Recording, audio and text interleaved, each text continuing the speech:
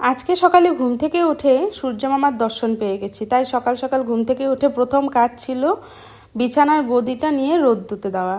তাই সকাল সকাল বিছানার গদিটা, উপরের যেটা গদি ছিল সেটা তুলে রোদ্দুতে দিয়েছি। তারপর কদিন যাবৎ বিকেলে বাজারে যাচ্ছি, এখানে ওখানে যাচ্ছি, যার জন্য বিকেলে কিয়ানের পড়াশোনা হচ্ছে না, জন্য আজকে সকাল সকাল বই নিয়ে বসালাম। বুক পড়ার আগে 10 মিনিট কান্না করে তারপর পড়াশোনা করে। তো অ্যাজ ইউজুয়াল যেমন করে তেমনভাবে 10 মিনিট কান্না টান্নার পর তারপরে পড়তে বসালাম। চা খাওয়া তো হয়ে গেছে আমার, আর মিস্টার শাহর বাবা তো সিজন টাইম জন্য খুব সকাল সকাল দোকানে চলে যায়। তারপর রান্নাঘরে এসে দেখি আজকে এনেছে কাজলি মাছ আর পাঁঠার মাংস। মা মাছ কাটছে, তারপর মা স্নান করে পুজো করে এলো, আর তারপর আমাকে এবার সবজি কুটে দিচ্ছে।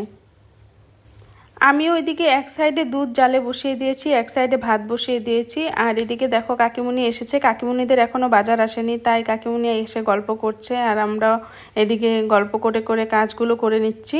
আজকে একদমই সিম্পল রান্নাবান্না করব, কারণ কয়েকদিন ধরে যাই রান্না করছি না কেন রাত্রে খাওয়া দাওয়ার পর বেঁচে যাচ্ছে, আর ফ্রিজে রাখা হচ্ছে, নেক্সট ডে খাওয়া হচ্ছে। আমার তো বাসি খেতে অসুবিধে নেই, কিন্তু বাসিটা খাওয়ার পর খুব গ্যাসের প্রবলেম হয়ে যায়। দেখো, গ্যাসের প্রবলেম তো হবেই, কারণ তুমি যদি রোজ বাসি খাও ফ্রিজে রাখা জিনিসটা আগের দিনের রান্না করা, তাহলে তো গ্যাসের প্রবলেম হবেই। তাই আজকে একদম সিম্পল শুধু মাছের ঝোল আর মাংস রান্না করব। বাবাইকে আজকে সকালে ওটস খাইয়ে দিয়েছি, তাই একটু তাড়াতাড়ি করেই রান্না করছি, কারণ ওর খিদে পেয়ে যাবে। তাই এখন ওকে একটু ফল দিয়েছি, ফল খাচ্ছে।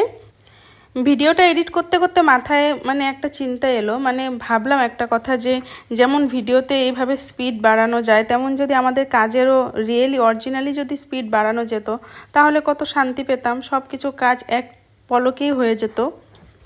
এবার পুজোর আগে আর ঘটা করে ঘর ঝাড়াঝাড়ি ব্যাপারটা নেই, কারণ কয়েকদিন আগেই আমাদের একটা ওষুধ গেল, তারপর তো ঘরটর ভালো করে ঝাড়াঝাড়ি হয়েছে, তাই শুধু নিয়মটা করা হয়েছে এখন। মাছ ভাজা কমপ্লিট, আর এবার মাছের ঝোলটা করে নেব।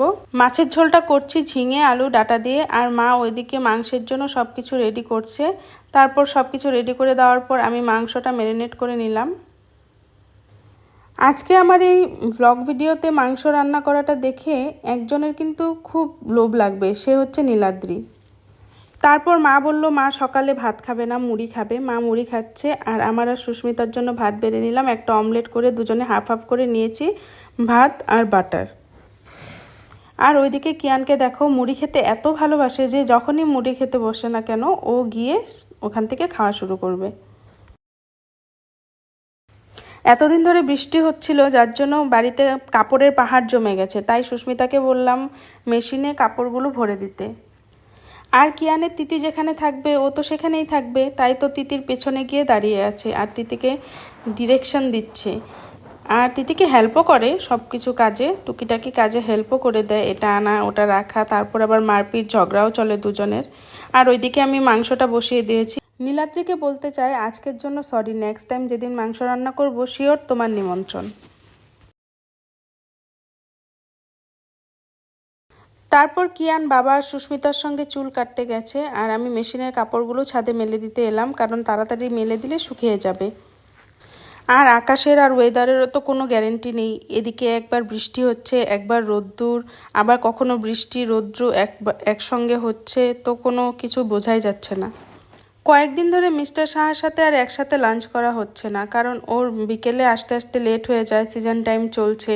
তো আমিও খেয়ে নিলাম, তার একটু পরেই এলো, তো তারপর ওকেও খেতে দিয়ে দিলাম, আর লাঞ্চ হয়ে গেছে। আর এবার বাবার ছেলের খুনছুটি চলছে, আর এই ফাঁকেই আমি কিয়ানকে সুজি খাইয়ে নিচ্ছি। কিয়ানকে টাইমলি সব করাই, তাই ওর সব মুখস্থ হয়ে গেছে। এখন সুজিটা যেই খাওয়া হবে অমনিই বলবে যে আমি ঘুমাবো না। তারপর ঘুমের জন্য 10 মিনিট কান্নাকাটি হলো, তারপর ঘুম পাড়িয়ে দিলাম, আর আমি রেডি হয়ে নিলাম শপিং করতে। আজকে যাব দুই মায়ের জন্য শাড়ি কিনতে।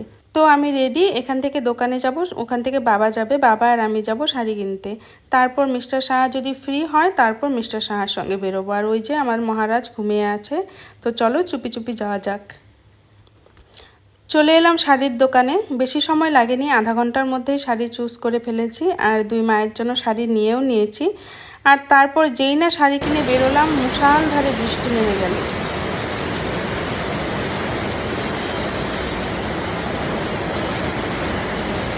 এদিকে তো আনিনি ছাতি, আর এদিকে মুষালধারে বৃষ্টি শুরু হয়ে গেল।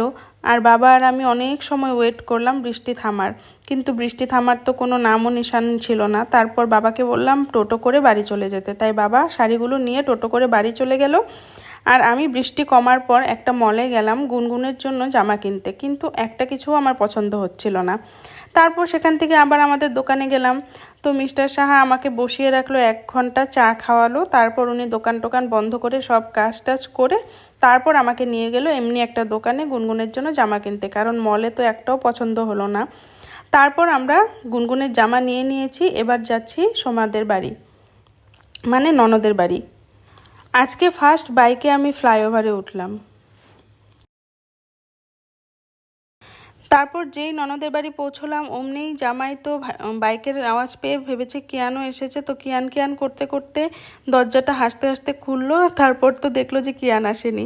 তারপর ভেতরে চলে গেলাম আর গুনগুনের ড্রেসটা দিয়ে দিলাম। বাড়ি থেকে বের হয়েছি বিকেল 5টায়, আর এখন বাজছে রাত্রি 8:30। কতক্ষণ ধরে বাবা একা একা রয়েছে, মনটা কেমন করছিল। যদিও মা সুস্মিতা বাবা ছিল, তবুও এত সময় একা একা আছে, মা তো নিশ্চয় করছে। বারবার ফোন করে খবর নিচ্ছিলাম।